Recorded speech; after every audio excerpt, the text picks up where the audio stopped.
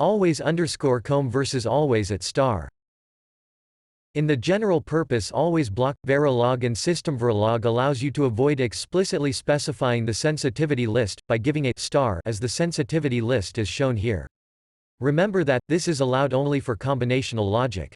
This inferred sensitivity list with at star is a convenient shortcut while modeling complex procedural blocks with combinational logic. In the first look, you might think that both always at star and always comb are identical, but they are not.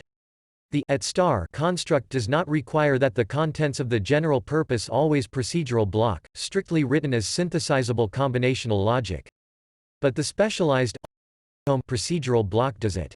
The always comb not only infers the combinational logic sensitivity list, but restricts other procedural blocks from writing to the same variables too.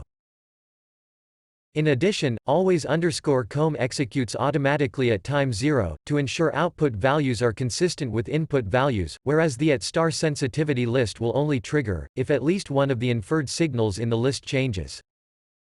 Another important distinction between always at star and always_comb is in the sensitivity lists inferred. When your Dane code functionality is complex, you might need to use functions to make your code modular. The functions are synthesizable as well, if written correctly. The sensitivity list inferred by always at star only looks at the signals read directly by the always procedural block. It does not infer sensitivity to the signals read from within any functions called by the procedural block. But, an always_comb procedural block is sensitive to both the signals read within the block, and the signals read by any function called from the block.